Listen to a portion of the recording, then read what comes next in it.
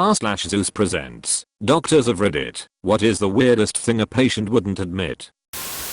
Not a doctor but a nurse. Had a patient come in with a toothpick in his penis. Refused to tell me how it got in there, insisting he was picking his teeth, and it fell in. The old head on a stick. Being pregnant and also a virgin.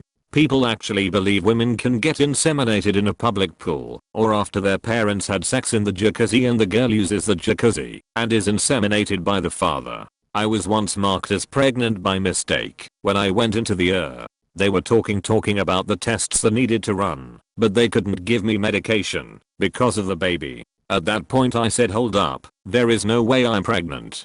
The nurse looked at me, and rolled her eyes. I told her that I've only ever slept with women in the last couple of years, so there was no way I was pregnant. One of the other nurses reran the pregnancy test, and turns out I wasn't pregnant. She rolled her eyes. What terrible bedside manner.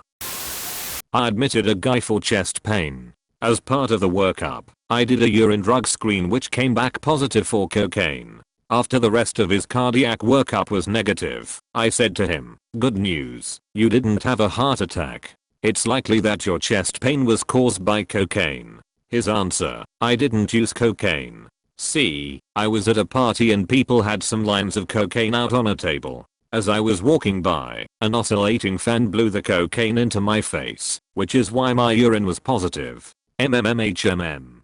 Got it. Yeah, cause parties with cocaine on the table frequently have fans near the coke. That's why it's an oscillating fan. You make a game of timing your lines between the fan sweeps. Just snorting coke not doing it for you anymore. Make a horribly expensive game of it instead. Nurse here. Had parents bring their 3-year-old son to the emergency department for 1 month of abdominal pain that kept getting worse. I ask all the routine questions for this complaint. Lots of questions about his poop. Is it bloody? Diarrhea? Mucus? When was his last bowel movement? Any changes in the stool? They deny any other concerning symptoms but abdominal pain. We do blood work, ultrasound, x-ray. Everything comes back completely normal, but the kid is intermittently screaming in pain, curled in a ball. Over the next 5 hours I continue to repeat the same questions. I asked repeatedly if there was anything else going on that they could think of. Nope. The kid just doesn't seem well, but we have no reason to keep him. We decide to watch him a little longer. Let him eat. The kid eats a bunch, a PBJ, apple juice, crackers, popsicle. No pain, so we decide to send them home. I bring in the discharge paperwork, and I'm about to start going over instructions and their dad goes, you know, for the past 3 months he's had a lot of worms in his poop. Worms. Fucking worms. You spent 6+ hours denying worms. I literally just turned around and walked out of the room without saying a word. I was laughing almost to the point of tears. Could not wait to tell my resident. Deworming medications, a shitload of wasted time, and they were on their way. Seems like dad was embarrassed to have known and ignored it, so he wanted the hospital to find out on their own so that he could act surprised and save face. One of my lecturers told us a story of when he worked in ed. There was a man who refused to acknowledge or tell them how a jar got stuck in his rectum. They were taking him to the, or as it has created a vacuum seal, and couldn't be removed without shattering, but realized his BSL, blood sugar level, was off the charts. Really high. They were considering postponing the surgery to work out WTF was going on. When he ended up talking, he told them the jar was full of honey before it got lodged and was rapidly absorbed by the rectum, causing the insane levels. What? Oh bother.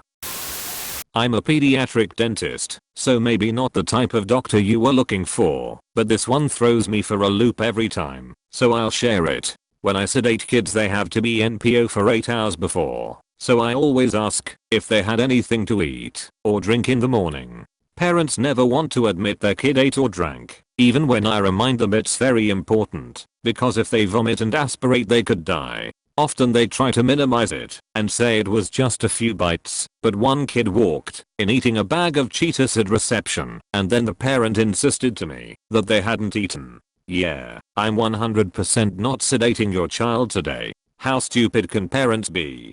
Don't they understand the risks? We have multiple outbreaks of treatable viruses that have been curable/manageable for 40 years thanks to the scientific breakthroughs with vaccines. And you're asking if they understand anything?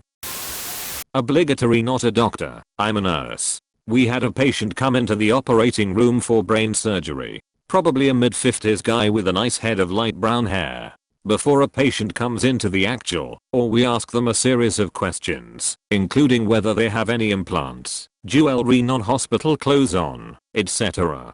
Guy says no to all the questions. After the patient gets put to sleep, the surgeon grabbed his hair to start shaving it off, because brain surgery, and all his hair peeled off, because he was wearing a wig, and didn't tell us. We almost shaved his hairpiece, because he wouldn't admit to anyone he wore it. There was a dignified British actor called Anthony Ainley who played the Doctor Who archenemy the Master in the 1980s. He wore a hairpiece in real life, but refused to ever admit it, and took great pains to hide it. There was a Who story in which the Master was in disguise as another alien character who was bald, and, as Ainley passed away long ago, people who worked on the show now freely tell the behind-the-scenes story of how he insisted, well then, we'll have to do a bald cap, won't we? No matter how much the Macupe department tried to gently hint that there might be a simpler option.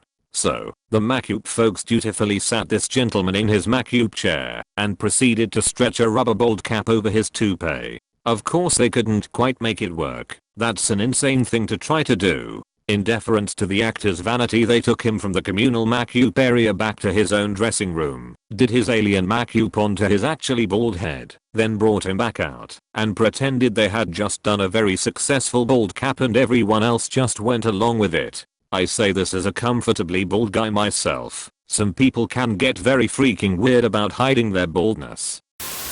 Nurse here had a patient accuse me of shitting in her bed and threatened to sue me for malpractice. Keynote, she never got out of her bed. Nursing assistant here, I've been accused of shitting in the corner of a patient's room. She did it and then tried to blame some really nondescript man as the culprit after realizing no one believed it was me. I've also been accused of killing babies and burying them in the hospital basement. Had a patient in hospital, I forget what for. The point is that he disappeared for a few hours. When he came back he was tachycardic to 160 BPM, massive pupils, couldn't sit still. We asked him what he'd taken while he was out. Nothing, he swears. He went to the pub and just drank lemonade. Okay, we say, we're gonna take some blood and find out what you've taken. He then pipes up the friends he was with would think it was funny to spike his drink. What? We asked. Did he think they might have spiked his drink with speed? He says. What do you know? Bloods confirmed that he had taken speed, but he insists he didn't take it. His drink was spiked. Ah, the old speedy beer slipperoo. All my friends play this trick on each. It's hilarious. I guess it's not super weird that this patient wouldn't admit this, but it's weird in the sense that it was super obvious what happened, so he might as well just admit it. I used to do patient registration in the ER. Two of us were wheeling around our computers and registering patients off of ambulances and getting patient information in rooms. A middle-aged guy comes in on an ambulance and my coworker takes it. So I'm finishing up some paperwork and I go to our front office and pull up the patient tracker board so I can see what still needs to be done, and a new patient pops up on the board. Chief complaint, eyeliner pen stuck in penis. My coworker walks into the office looking scarred. She explained the nurse asked him what happened, and he said he slipped. She told him, that doesn't seem likely. So he said he had an itch and thought it would help. We later found out from the nurse that he finally admitted that he saw it on TV and thought it would feel good. His 20-something-year-old daughter was with him, but she clearly had some form of developmental disability. It was all around a sad situation, and I hope someone told him about sounding, and he did some research on safe practices for kinks/fetishes. Apparently they were both lodged in there pretty badly. This one is sad. From my old roommate. Girl had a very large lump on her breast that she didn't tell the doctors about. She actually went to the hospital for migraines, saying they were getting increasingly bad. When they found the lump, they asked why she didn't say she had that. She said she knew it was going to kill her eventually, but she just wanted to get rid of the migraines because they're giving her a lot of pain in her last months. Did she live? I have no clue. Almost definitely died though. The lump was large enough that it was visible. I'm a nurse. I had a kid once who I needed to get a urine sample from. He was 8. I gave him a cup and pointed him to the bathroom. I went to check on my other patients and came back. Kid was still in the bathroom. I go knock on the door. Hey buddy, you okay in there? Sink on full blast. Yep. Everything's fine. I go back to his room a few minutes later and he hands me a bag full of water with a cup inside that also appears to be water. I pour the water out of the bag. Hey buddy, are you sure this is urine in this cup? Yay. My pee is always clear. Part is wheeled off as Ray. I check the temperature of the so-called urine in the cup. It was ironically the same temperature as the water from the faucet. Come on little homie, you gotta do better than that. I had a similar case in the peds. A 9-year-old girl was asked to give a urine sample and insisted she could do it herself. So off she went. When she came back, the nurses and doctor commented it looked odd, almost clear, and asked her a bunch of times if she really peed directly into it or if it was water, to which she said it was pee. Finally we asked her one last time and she admitted she peed into the toilet, then used the cup to scoop the pee out of the bowl. That they don't know how to read. I've been taught the trick of handing a paper upside down to them to see if they can read. It's good to know if they don't, so you can make extra sure they have a full understanding of their instructions instead of saying to read the details on the sheet. I've accompanied a blind friend to medical appointments a few times, and doctors are always giving her instructions in writing without reading the material to her. Wow. That's just poor care.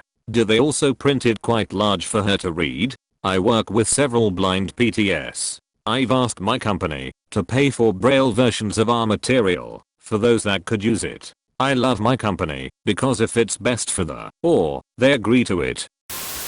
Obligatory not a doctor. Used to work PR and marketing in an inner city hospital. Was once hanging out with the folks when a regular came in. He was into self-harm. This would have been in 2000/2001 or so, and I was young, so I had never even heard of this. This guy had spent hours burying a Phillips head screwdriver in his abdomen, carefully working it around major organs. He was a Vietnam medic and had some training, so he could feasibly do it. He straight up said, "What screwdriver? You all are crazy." The attending was staring right at the x-ray and the handle of the screwdriver sticking out of his abdomen. The screwdriver must have been 4 inches long. I still shudder that she could actually see. We had this lady that came into the ER at least once per month, usually cheek pain. She was 30s, morbidly obese. She had seen multiple specialists. Had her heart/lungs/GI system examined in almost every conceivable way. One night she comes in there with sudden onset blindness. Not her first time with this complaint either. Last time she got a trip to the retina specialist. When I examine her I walk around her bed and she tells her friend to get her feet off the chair so I can get by. She plays it off super cool by adding, "If you have your feet up like you always do." Then the neuro exam. I have her touch her nose then touch my finger. Her idea of how a blind person would perform this exam is to touch her nose then wobble her hand from side to side as she touched the end of my finger. Not to mention the near constant eye contact as we talked. I would ask a question and start moving while she talked and she would follow my eye perfectly. She was extremely relieved to find out she had conversion disorder and that her sight would be back soon. Edit. Maybe it was factitious disorder. I tend to believe all her chest pains and crazy complaints were real feelings she was having due to a number of her social/psych issues. In the ER at midnight it's a lot easier to tell her it is a symptom of dealing with whatever social drama was happening in her life, and that her eyes worked fine instead of telling her she was lying to me for some gain. Either way she was sick and needed reassurance. She was genuinely relieved though. On the finger to nose test she touched my finger on the first try, but instead of a straight line she moved her hand back and forth about the 3 inches the whole way there, but directly there. My finger was probably 2 feet in front of her face. I once had a patient come in with large calluses on the front of his ankles, which is a very unusual place to get calluses. I brought it up a few times because I thought maybe he was wearing his shoe wear improperly, but he kept waving off the question. Eventually I got him to admit that the calluses are there because he recently started taking a prescription antidepressant medication which made it very difficult for him to achieve orgasm. He found that if he lay on his living room carpet with his legs bent out beneath him in a W fashion and jerked off for several hours, he was able to achieve orgasm.